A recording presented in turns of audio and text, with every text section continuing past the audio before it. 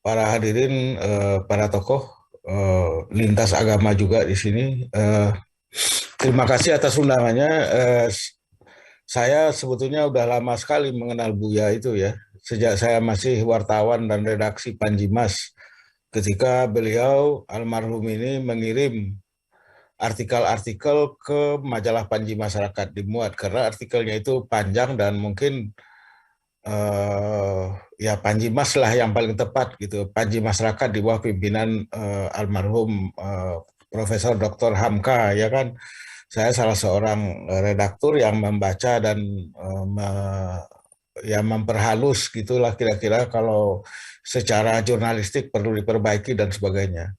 Nah, salah satu yang paling berkesan bagi saya itu adalah ketika Buya Shafi'i ini menulis mengenai limbo sejarah ya. Jadi umat Islam dalam limbo sejarah. Limbo sejarah. Limbo itu maksudnya berada di dalam keterpurukan ya. Keterpurukan karena terutama karena konflik yang berkepanjangan. Dan saya kira ini terus menjadi salah satu kepedulian concern Buya Shafi'i sehingga bahkan menulis buku khusus mengenai ini, mengenai kejadian-kejadian yang tidak menyenangkan di Timur Tengah di kalangan umat Islam. Nah, dalam kait dan saya memang kemudian setelah belakangan ini atau setelah tidak pulang-pulang juga sering apalagi dengan media sosial itu lebih sering ya kontak dengan Buya Shafi'i melalui WA.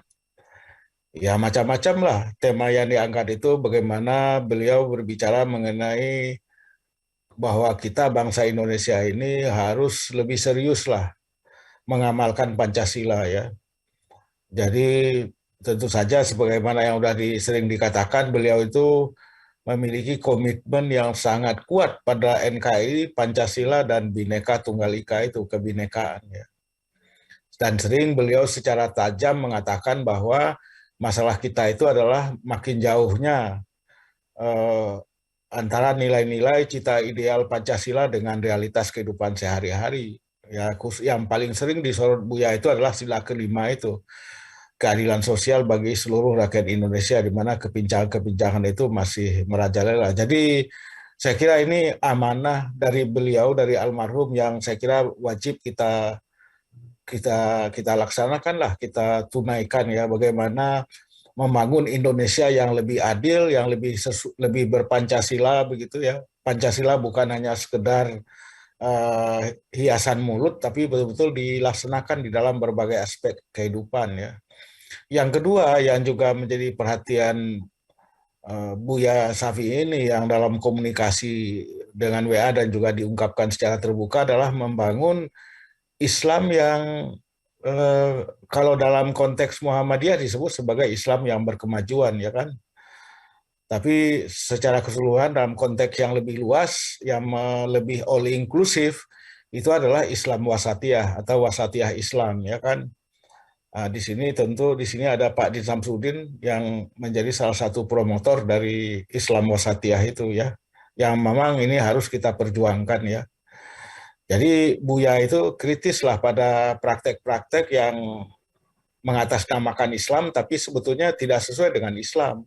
Dan beliau itu nggak sungkan-sungkan memakai diksi-diksi yang tidak semua orang berani menggunakan, termasuk saya nggak berani menggunakan misalnya yang populer. Salah satu aja yang populer itu misalnya adalah preman berjubah itu kan. Waduh, itu kenceng banget itu ya. Tapi Buya ya tenang-tenang aja. Dan oleh karena sikap kritis terhadap umat itulah maka kemudian Buya ini oleh sebahagian orang ya di sebagian orang yang nggak paham itu Buya itu ya itulah ditempatkan pada tempat yang tidak patut lah gitu ya dicerca dan macam-macam ya.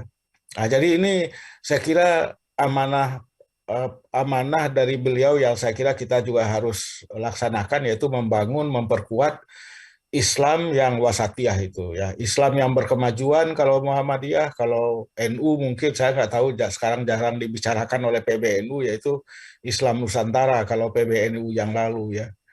Apapun maknanya gitu kira-kira.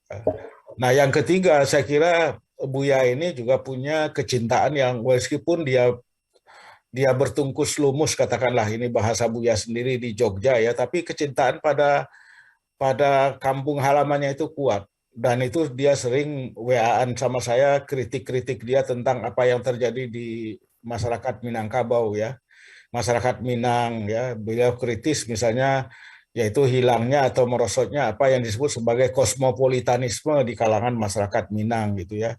Sehingga kemudian cenderung reaktif ya, cenderung bersikap yang reaktif lah gitu, reaksioner gitu, kira-kira begitu. Termasuk juga keinginan misalnya Buya itu tidak mendukung adanya keinginan sebagian orang Minang ingin mendirikan DIM. DIM itu daerah istimewa Minang, kira-kira kayak daerah istimewa Jogja. Yang Buya tentu saja nggak setuju karena dia menganggap ini adalah parokial ya katanya, yang dibilang oleh Buya parokial. Jadi inilah saya kira beberapa kenangan Buya yang meninggalkan beberapa tugas bagi kita semua ini ya.